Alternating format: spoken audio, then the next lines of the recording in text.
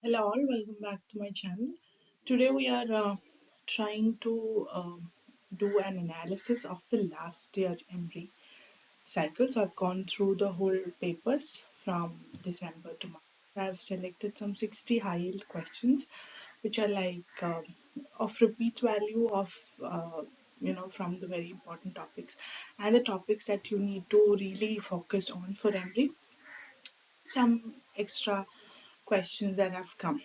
Um, New topics like from family medicine and other aspects. So we'll see these questions and try to decode EMREE as an exam. So as you know, the syllabus is consisting of mainly the final year subjects, which includes medicine, pediatrics, OB/GYN surgery, and again the subspecialties of medicine again, for example, family medicine, public health and community medicine, psychiatry. So as you can see, it's a medicine which has a higher percentage, which for internal medicine itself there is 20%. For all the subspecialties like family medicine again 15%, psychiatry and public health 10% each, and your OB/GYN pediatrics and surgery has 15% each. So that becomes 100%, and your exam is going to consist of 120 questions over 3 hours. It is conducted only in a lane, and there are no negative scoring. So you have to attempt all the questions, and time will be sufficient for you, but you have to keep practicing so that you stick with the time. So let's get to the questions. A 28-year-old woman, 10 weeks pregnant with a known history of primary hypothyroidism. So it's a pregnant lady already non-case of hypothyroidism who has been taking levothyroxine 75 microgram per day for last 3 years. She presents for routine antenatal checkup. Now she is asymptomatic, but the THS was 6.8 and that is elevated. Pre-T4 was normal, low normal. What is the most appropriate next step in management? So they are asking about management of hypothyroidism during pregnancy in a patient who is already non-case of hypothyroidism. So what happens is um, there is variation in the thyroid status of a patient when they become pregnant. Okay, so you have to increase the dose of thyroxine during pregnancy. So it is it continue the same dose? No. Stop levothyroxine? No. Increase because TSH is high means there is more hypothyroidism. You have to supplement thyroxine more. So increase the dose of levothyroxine by 25 to 30% and repeat TSH in 4 weeks. You have to wait for at least 4 weeks to repeat TSH, otherwise it will not show any change.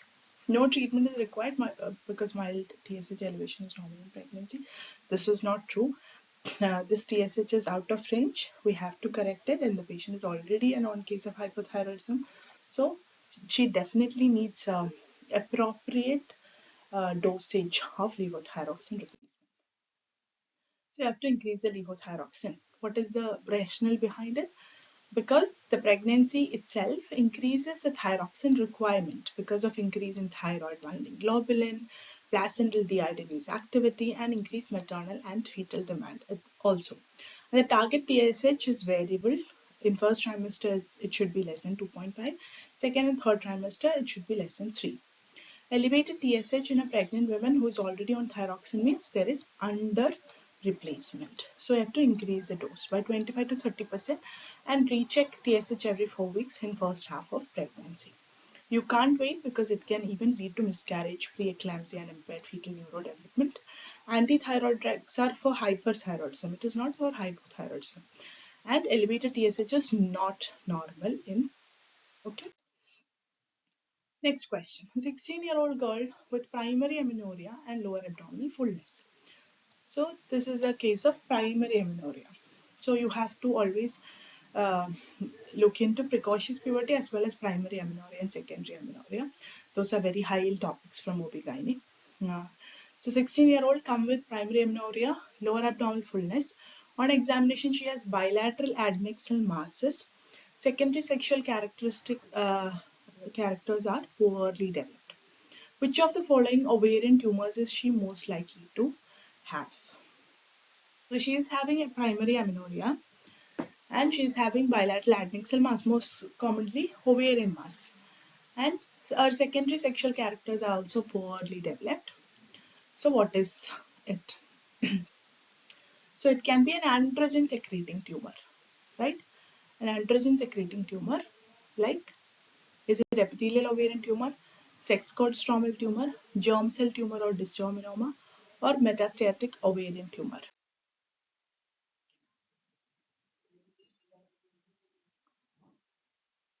It is a dysgerminoma, germ cell tumor or dysgerminoma. Say in a young age or adolescent female coming with bilateral adnexal masses, also primary amenorrhea, think of germ cell tumor or dysgerminoma because that is most common in adolescent age group.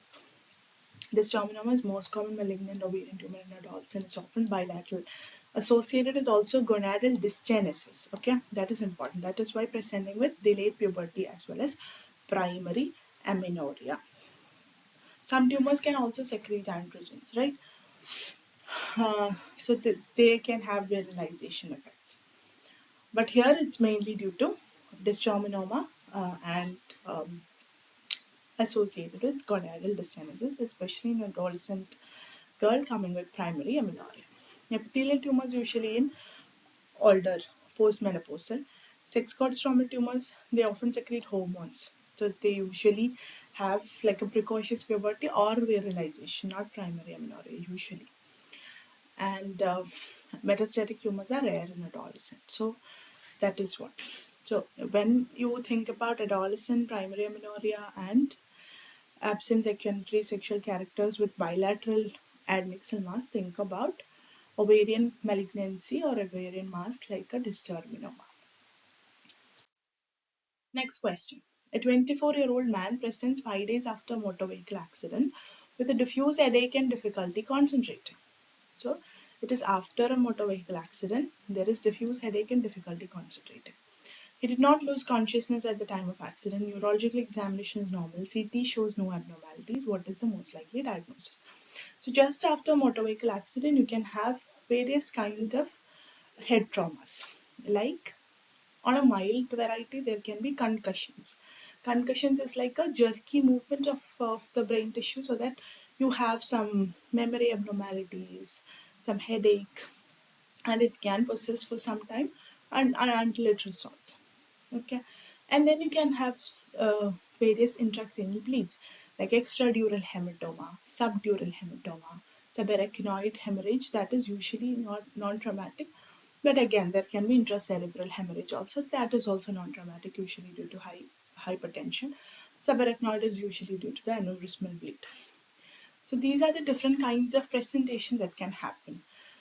So here, a patient who is young, after 5 days, when there was no neurological presentation at the time of event. So there was no loss of consciousness, seizures, vomiting. Okay.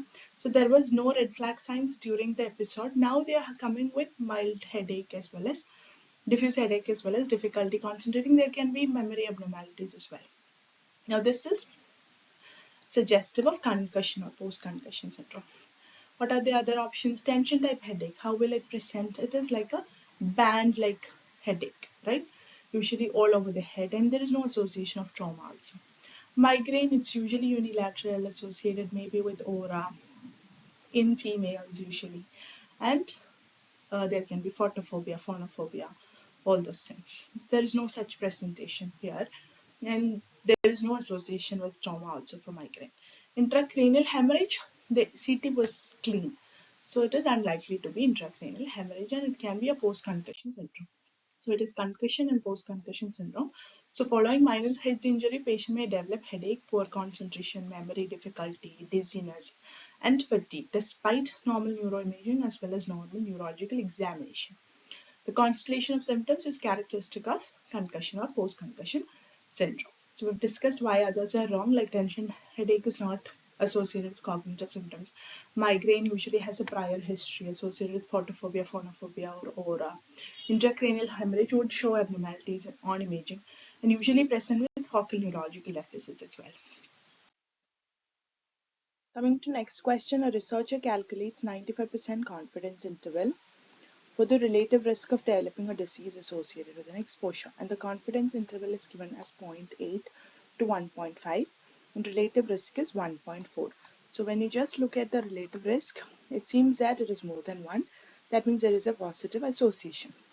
But before you comment that there is a positive association, you have to also look into the confidence interval. What happens with the confidence interval is it is a lower value and a higher value. Now, if it includes 1 or if it crosses 1, if it includes a value 1, because here it is from 0.8 to 1.5, that means it includes a value 1. That means it is not significant. When the relative risk is not significant, we cannot actually reject the null hypothesis. Because what is null hypothesis? Null hypothesis states that there is no association. We are trying to reject the null hypothesis and trying to establish an association. But here, since the confidence interval includes 1, it is not significant, so null hypothesis cannot be rejected. So that is the answer. The null hypothesis cannot be rejected because confidence interval includes the value 1. Okay. For ratio measures such as relative risk and odds ratio, null value is 1. So if the confidence interval includes 1, it indicates there is no statistically significant association between exposure and outcome. Okay. Another value of statistical significance is your p-value. That means p-value is indicating how much of that association is established due to chance. So if it's less than 0.05, which means there is only 5% 5% association due to chance. So if it's less than 0.05, that means it is a significant association.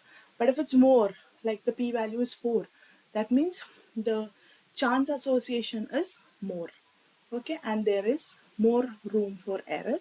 So null hypothesis cannot be rejected again because it is less significant, or you can say that it is not statistically significant. Next question. A child is able to sit without support. Now this is coming from a place of developmental milestones. So child is able to sit without support, pull to stand while holding furniture, uses a pincer grasp, say mama with meaning, show stranger anxiety. So what are the sets of developmental milestones? At what age is this Z? Okay, so you have to know the development milestone across all the 4 different domains like gross motor, fine motor, language and social skills. So a child is able to sit without support. First comes sit with support at 6 months.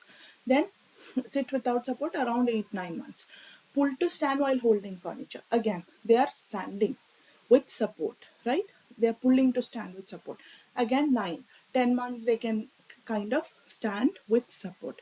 12 months they'll stand without support. So here sit without support means somewhere around 8 to 9. Pull to stand while holding furniture, you can say 9 months. Use a pincer grasp. So a mature pincer grasp, again 9 months. Say mama, dada, bisyllables, again 9 months. And show stranger anxiety. Stranger anxiety is also 9 months. Okay. Social smile and all comes earlier. Stranger anxiety comes at around 9 months. And there is separation anxiety with the parents, that is around 1 year. So here it is more likely to be 9 months. More appropriate answer would be 9 months. So you have to know all the development milestones. So at 9 months, they are able to sit without support, develop stranger anxiety, they have a pincer grasp, they have mama dada with meaning, and they may pull to stand around this age and become more consistent by 10 to 12 months, and they can also walk with support at around 12 months. So here are some milestones that I've added among the options, like 6 months, 9 months, 12 months, 15 months. What happens? 6 months they can have stranger anxiety, roll from supine to prone, they can babble, okay, that is their language, and they can sit with support like a tripod sitting. Then they can transfer objects, everything will go to their mouth, that is called mouthing. 9 months they can play peekaboo, they can stand with support, they can say bisyllables like mama dada. they can respond to no, and they have an immature pincer grasp. So 9 months it is actually mature.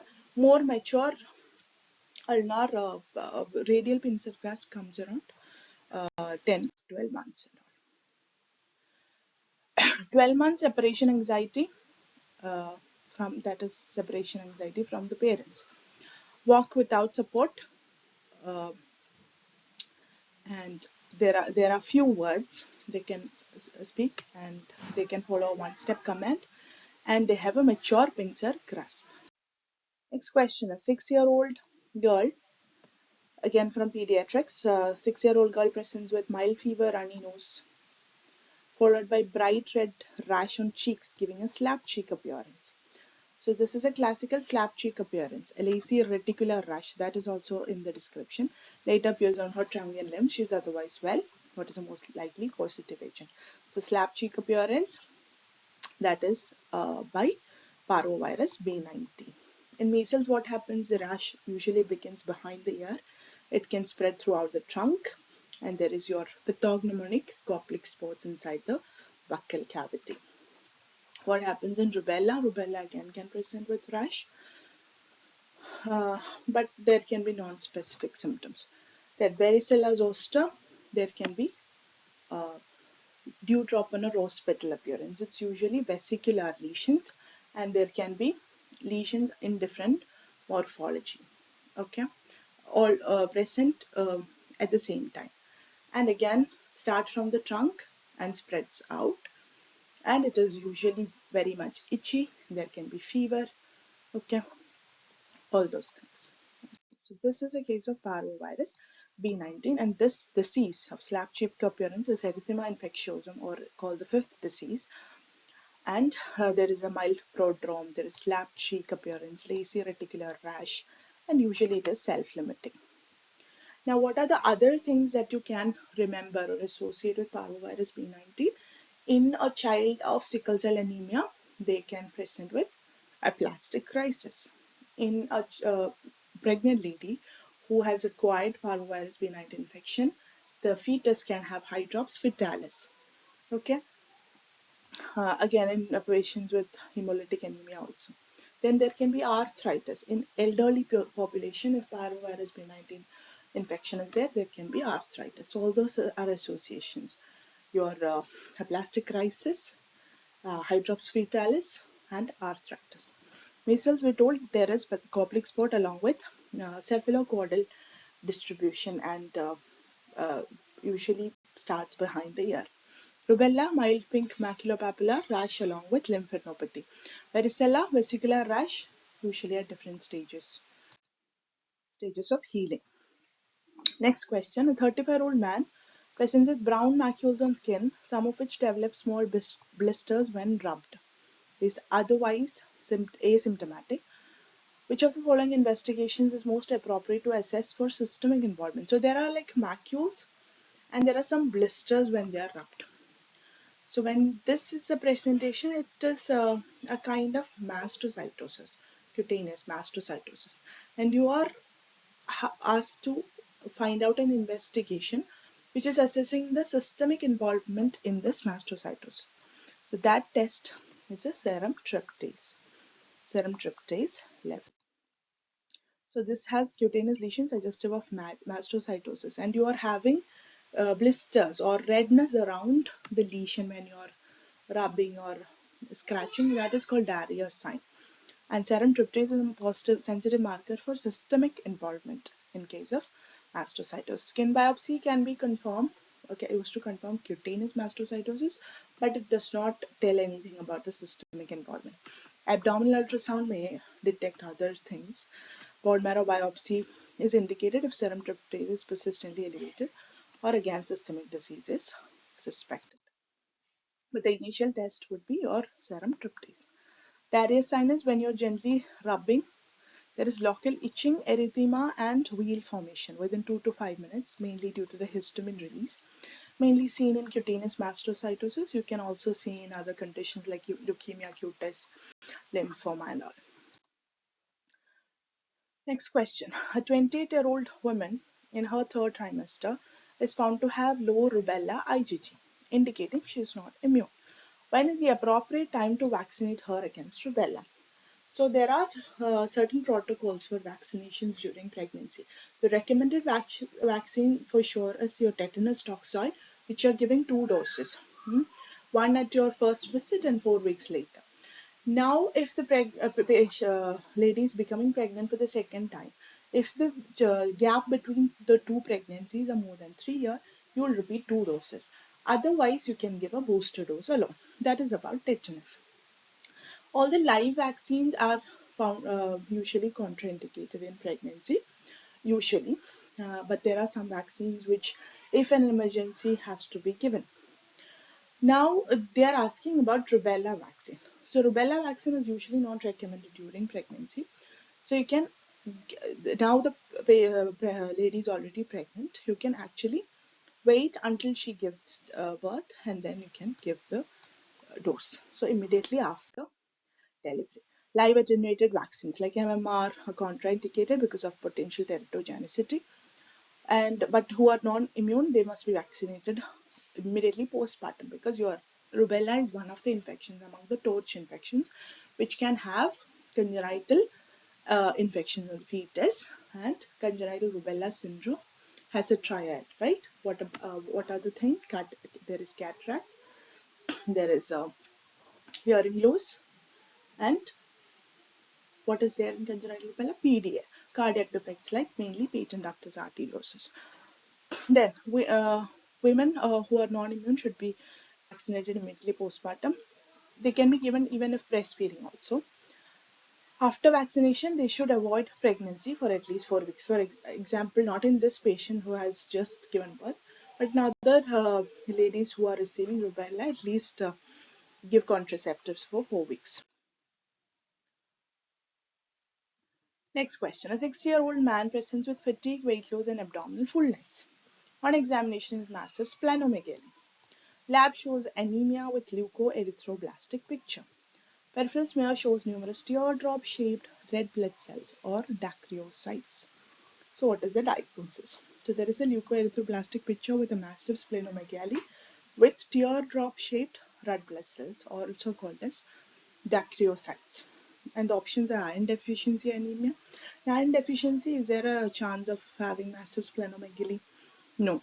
Myelofibrosis, yeah, myelofibrosis can have bone marrow involvement. There can be leukoerythroblastic picture. The cells developing from the bone marrow can have abnormal morphology. Right. Thalassemia major, usually they have a presentation of, they can have anemia and they would require multiple blood transfusions. And usually the peripheral smear would show target cells. Anaplastic anemia. In aplastic anemia, what is the picture? There is pancytopenia. Okay, so here it's a case of myelofibrosis. Primary myelofibrosis, a myeloproliferative disorder, characterized by bone marrow fibrosis. Just there in the name itself, myelofibrosis. There is extramedullary hematopoiesis. That's why you have splenomegaly. Teardrop RBCs result from bone marrow fibrosis, forcing red cells through the fibrotic tissue. Peripheral smears usually show nucleated RBCs, immature myeloid cells. So there are immature cells coming into the circulation, and that is called a leukoerythroblastic picture. Erythroblast means one with the nucleus itself. The final mature RBC would not have a nucleus. What about iron deficiency? It shows microcytic hyperchromic. Thalassemia major usually has target cells and microcytes. Aplastic anemia has pancytopenia. They don't have teardrop cells. So those are the differentials. Hematology is a very high yield area for EMREE, especially this cycle. As far as this cycle is concerned, all of the paper had multiple questions from hematology, ranging from your CML, CLL, all the malignancies to anemias and everything. You have to be very well aware of this topic. Next question. A 28-year-old man develops urinary retention after open appendectomy, and there is poor detrusor contraction of bladder scan, which is a nerve likely damage. So this is about the nerve involvement. So urinary bladder is having sympathetic innervation, parasympathetic innervation, along with your external sphincter having a voluntary control action. That voluntary control action is coming from your pudendal nerve. Your parasympathetic action, especially for the detrusor, is coming from your pelvic splanchnic nerve, that is for actually the emptying. Sympathetic comes from the plexus, and that is for the filling of the bladder. So that is the usual um, nerve innervation. So here it is a case of pelvic splanchnic nerve because the detrusor contraction is mediated by parasympathetic fibers from the pelvic splanchnic nerve. Damage can cause bladder atony and urinary retention. Pudendal nerve controls voluntary sphincter control. Hypogastric nerves, mainly sympathetic innervation, that is your bladder relaxation, so that there is enough filling. Iliohypogastric nerve is sensory or motor to abdominal wall. It does not. It has nothing to do with the bladder. Okay, this is about the innervation of the bladder. Sympathetic comes from the plexus, and it's mainly for the filling.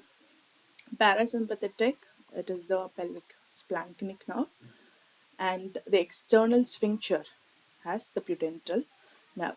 But the root value for all that, both splanchnic nerve as well as pudendal nerve, is S2, S3, S4, and sympathetic is coming from T10 to L2. Next question. A 65-year-old man with chronic heart failure with reduced ejection fraction. So a question from cardiology. Symptomatic with dyspnea on exertion, which of the following drugs shown to reduce mortality? Now this is a very high-yield question, has been repeated in many of the past papers. Drugs which can reduce mortality in a patient with heart failure with reduced ejection fraction. So there are many drugs you give, like AC inhibitors, beta blockers. You can give spironolactone if they are not responding to both AC and beta. Then you can give dapagliflozin, SGLT2 inhibitor, because it has both cardioprotective and renal benefits. Then you can give digoxin, ivermectin if the rate is not controlled with beta blockers. You can give furosemide if there is, still congestion. But there are only some drugs which has mortality benefit, some drugs which are only symptomatic or supportive management. So digoxin, furosemide, verapamil is usually not indicated in heart failure. Calcium channel blockers are avoided. So digoxin, furosemide has just supportive benefit. Your main mortality benefit comes from your AC inhibitor and beta blocker. If those are not in the option, look for ARB or look for ARNI. ARNI is ARB along with neprilysin inhibitor. ARB is your valsartan and neprilysin inhibitor is sacubitril. Okay, if those are not in the option, look for spironolactone. Okay, because that also has some mortality benefit. Or look for SGLT2 inhibitor like dapagliflozin or empagliflozin. So here the answer is valsartan sacubitril, and it has reduced mortality. AC inhibitor, ARB, ARNI, beta blockers, mineralocorticoid receptor antagonist, and also your SGLT2 inhibitor, which is your dapagliflozin or empagliflozin. Digoxin only improves symptoms. Furosemide again relieves symptoms. Verapamil may worsen heart failure, so it's better avoided. Next question. A 5-year-old child will present classic signs of bacterial meningitis. You are convinced that immediate antibiotic therapy is required to prevent death or permanent disability. The parents refuse standard treatment, insisting on taking a child to religious healer. What is the most appropriate course of action? So this is coming from a place of your ethics, your personal autonomy, beneficence, non-maleficence, and justice. So there are different scenarios that can happen. Now these kind of questions also come in your MMI, multiple mini interviews, where they can present different ethical based scenarios. So here a child's life is in question. So if you don't give antibiotics, the child may worsen. There can be neurological sequelae, and the child may even succumb to death. In those cases, you don't need the parents' approval to start a drug or whatever. Maybe the child is also a part of a community called Jehovah's Witness, where they refuse blood transfusion. But if it's an emergency situation where you are required to give blood transfusion and it is a matter of life and death, then you don't wait for the parents' approval, because the child becomes the under the care of the child protective services or the social there is a social, you know, uh, uh, commitment that you have towards a child, because the child's life is in question. So, if it's an elderly person who is refusing antibiotic treatment, who is in his sound mind to have a decision, then you may have to respect their autonomy. But when a child is in question, it's all, and it's a question of life and death. Always choose what is beneficial for the child. Okay, and the legal system will stand with you. Allow the parents to take the child to religious healer? No. Report the case to legal authorities and start treatment after obtaining legal permission. That will take more time. Bring the religious healer uh, in the hospital and try to involve him in the management. No, wait and try to convince the parents later. That also will take time. So in this case, most appropriate answer is going to be report the case to legal authorities and start treatment after obtaining legal permission. Or if it's like a very dire emergency, you can even start uh, even before that. You can just intimate with them because the law will stand with you. So report the case and start treatment. Children cannot provide informed consent, so parents are the legal decision. However, physicians have a duty to protect the child's life. In life-threatening situations, if parents refuse treatment, they should attempt to educate and persuade the parents, escalate to legal authorities or child protection services, and initiate life-saving treatment once authorized or under emergency provisions. Next question. A 26-year-old woman, 20 weeks pregnant, presents with diarrhea, abdominal cramps, and bloating for 1 week. Stool examination reveals giardia lamprey assist. What is the most appropriate treatment? So this was all these are from previous cycle. So pregnancy and giardia. What is the treatment? Usually can give metronidazole, but in pregnancy, the drug of choice becomes paramomycin. So paramomycin. Paramomycin is an aminoglycoside antibiotic. It's not absorbed systemically, so it is safe in all trimesters. Next question. A couple comes for genetic counseling. Both parents are carriers of beta thalassemia trait. They want to know the risk of having a child with beta thalassemia major. What is the mode of inheritance of beta thalassemia? So this is a very straightforward question from genetics. So beta thalassemia, is it autosomal dominant, autosomal recessive, X-linked recessive, or mitochondrial inheritance? So it is autosomal recessive. Beta thalassemia is autosomal recessive. So you have to know what are the diseases that have autosomal dominant inheritance. What are the diseases that have autosomal recessive inheritance? What are the diseases that have X-linked recessive, like your G6PD and all has X-linked recessive inheritance. Sickle cell anemia, thalassemia has autosomal recessive. Again, X-linked hemophilias. Then mitochondrial inheritance is your MELAS, um, that is mitochondrial disorder, which can transmit only from the mother to child. It cannot come from the father and mother to every child, because mitochondria is transferred from the mother to the child. The father will not transfer their mitochondria. The cytoplasm is coming from the mother. That's where the mitochondria is. So the mitochondrial inheritance, the pattern would be mother would be affected and all the children would be affected. It will not transfer from the father to children. Question. A 36-year-old man presents with progressive painless jaundice and pale clay-colored stool. So there is jaundice, clay-colored stool, dark urine, and unintentional weight loss over past few months. No abdominal pain or fever. That is the most likely diagnosis. So there is fever, jaundice, and jaundice here the presentation is more of a obstructive kind of jaundice, because there is clay-colored stool and dark urine. So it is an obstructive kind of jaundice. So it is the most likely diagnosis. Options are acute viral hepatitis. That does not have obstructive jaundice, right? It will have hepatocellular jaundice. Gallstone disease can be. Carcinoma head of pancreas can be. They both can present with obstructive jaundice. Now, chronic pancreatitis, There can be episodic involvement, a chronic history also.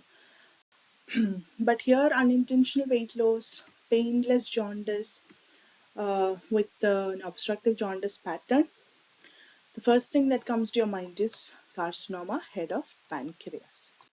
So carcinoma head of pancreas, painless obstructive jaundice with pale stool and dark urine indicate extrahepatic biliary obstruction. Weight loss suggests malignancy, tumor compress common bile duct, leading to classical features. Gallstone, why not gallstone? Because gallstone may have pain. It's painful jaundice. And what about the gallbladder? The gallbladder will be palpable in case of, is it obstructive jaundice due to malignancy or obstructive jaundice due to stone? If there is stone impaction, the gallbladder can be constricted. So if the gallbladder is palpable and with jaundice, think of carcinoma head of pancreas. Viral hepatitis cause jaundice, but stools are not pale, and chronic pancreatitis present with pain and malabsorption. Okay. Next question: a 30-year-old man with bipolar disorder started on lithium therapy. Which of the following investigation should be regularly monitored to prevent drug toxicity? Is it LFT, RFT, lipid profile, or complete blood count? Now, this is coming from the side effect profile of lithium. So, is it hepatotoxic, nephrotoxic, or is there anything that you have to monitor so that the lithium toxicity can be managed? So, in a case patient of renal disease, maybe you would need dose adjustment. So, it is renal function test. The lithium is excreted by the kidney. So, the drug monitoring will depend either on their therapeutic window. If it is having a narrow therapeutic index, you would need regular drug monitoring. You have to monitor for the drug levels. An example is lithium itself, it has a narrow therapeutic index. Then it comes from the side effect profile. Like for example, amiodarone has thyroid dysfunction. So I have to have a baseline thyroid function and a PFT because it can have pulmonary fibrosis also. And you need to monitor also. Then also it depends on the pharmacodynamics of the drug, like the excretion mainly, whether it is excreted through the kidneys or the liver and all those things. So here it is excreted entirely by the kidneys. So you need to have a good renal function because impaired renal function can lead to accumulation and toxicity. Therefore, it must be monitored regularly. Additional monitoring, you have to measure the lithium levels and thyroid function because there is a risk of hypothyroidism. What is another risk of lithium? It can cause nephrogenic diabetes insipidus. Lithium and sodium are handled similarly by the kidneys. So if there is a low serum sodium, there will be increased lithium reabsorption because the kidneys are trying to save the sodium. So it will also save lithium. Normal or high sodium intake, there will be less lithium reabsorption and there will be a safer lithium levels. When body senses low sodium, kidney tries to conserve sodium. Because lithium follows the same renal transport pathway as sodium, lithium is also reabsorbed. This leads to elevated serum lithium levels even if lithium dose is unchanged. So I have to monitor RFT along with the electrolyte, especially sodium. Okay. How about digoxin? Digoxin, you have to monitor potassium levels because hypokalemia can lead to increase in digoxin toxicity because digoxin acts on sodium potassium channel. So is potassium. So if potassium is low, there is more action and more toxicity. Next question 4 we called with recurrent non-bilious projectile vomiting. So that is a classic description of what? You will know it, right? Appears hungry after vomiting. There is a form mobile olive shaped mass. This may be given in the question or not. Is palpated in the right upper abdomen or epigastrium? What is the likely diagnosis? So this is a case of pyloric stenosis. In duodenal atresia, what happens? There can be bilious vomiting and barium will show double bubble sign. Gastroesophageal reflex. It is like a reflex, right? There won't be any mass and all. Intussusception again in young children and it can present with intestinal obstruction and there is mucoid stool and all. right? And the barium gas enema is both therapeutic and diagnostic. The pyloric stenosis, it usually present at 2 to 8 weeks of age. There is non-bilious projectile vomiting with palpable olive-shaped mass, and the baby is hungry after vomiting. There is exaggerated gastric peristalsis seen from left to right, and associated metabolic abnormalities, hypochloremic, hypokalemic, because we are losing acid from the stomach. So there is hypochloremic and hypokalemic metabolic alkalosis, along with paradoxical aciduria. That's what they say, right? And ultrasound is the diagnosis of choice. The thickness of that pyloric sphincter more than 4 mm is diagnosed. Next question: a 55-year-old man with long-standing history of poorly controlled hypertension undergoes fundoscopic examination, which is not seen in hypertensive retinopathy. So there are four stages in hypertensive retinopathy. There is arteriolar narrowing, there is AV nicking, and then there is hemorrhages, and finally there is papilla edema. So there is AV nicking, okay, there can be cotton wool spots, which is not very specific for hypertensive retinopathy. It can be seen in other conditions also, including diabetic retinopathy. Flame-shaped hemorrhages can be seen, but drusen is not seen. Okay, drusen is a condition seen in age-related macular degeneration.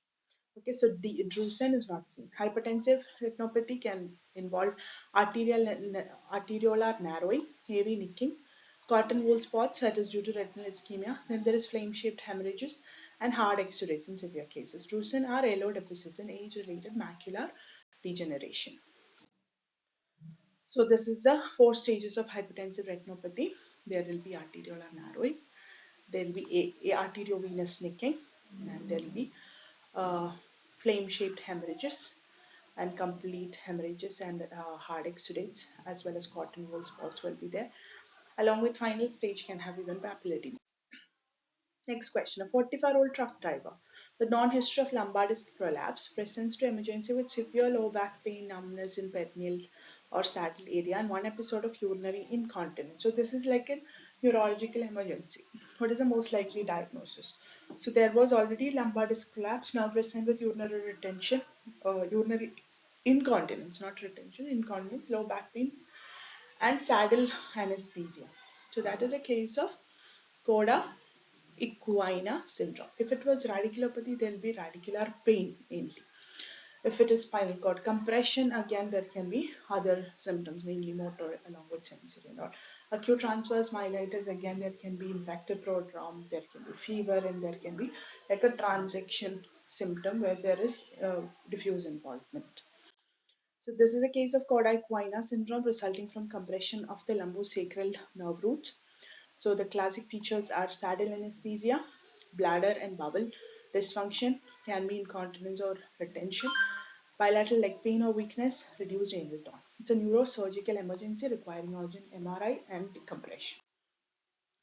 If it was a lumbar radiculopathy, usually involves one nerve root. There is unilateral leg pain, sensory loss in the dermatomal pattern. Spinal cord compression. Spinal cord usually ends at L1, L2. That is the cornus medullaris. The end is called cornus medullaris. Below this level, there is only nerve roots. So disc prolapse at lumbar level goes coda equina, not the cord. Acute transverse myelitis is an inflammatory spinal cord disease presents with rapid bilateral weakness, sensory level, and autonomic dysfunction. Next question: a 19-year-old man brought to ED with sudden onset severe testicular pain started 3 hours ago. He had mild injury while playing football earlier in the day. The affected testis is tender, elevated, Brown sign is negative. Doppler is unavailable as the radiologist is not on site and will arrive in 3 hours. What is the most appropriate next management? So this is where you're suspecting a case of testicular torsion in a young male and you have to save the testis, and time is of essence here, so you have to intervene immediately. Unless ultrasound is available, you may have to go in for surgical exploration. Okay, there is no point of giving analgesics, there is no point in observing, there is no need to start antibiotics because this is not epididymoarchitis. Wait for Doppler. They have clearly mentioned that Doppler is not available at this point. So immediate surgical exploration on both the sides. So sudden severe testicular pain in young men is testicular torsion unless otherwise proved. Negative Brown sign supports torsion rather than an infective epididymitis. Testicular viability rapidly decreases after 6 hours of ischemia. So imaging should not delay surgery when torsion is strongly suspected. I'll stop at this question. You give the answer of this question from the next discussion. We'll pick from here. A 45-year-old patient is diagnosed with large staghorn calculus, approximately 3 by 2 by 3 by 2 to 3 by 4 centimeter, involving the renal calyx. What is the most appropriate initial management? Is it PCNL, percutaneous nephrolithotomy, or percutaneous nephrostomy, or open pyelolithotomy, or extracorporeal shockwave lithotripsy? So comment down the answer, comment down your suggestions of what you are expecting to see in this MD series. Also, the window for application for the residency programs will be open soon. So I'll be posting videos on that.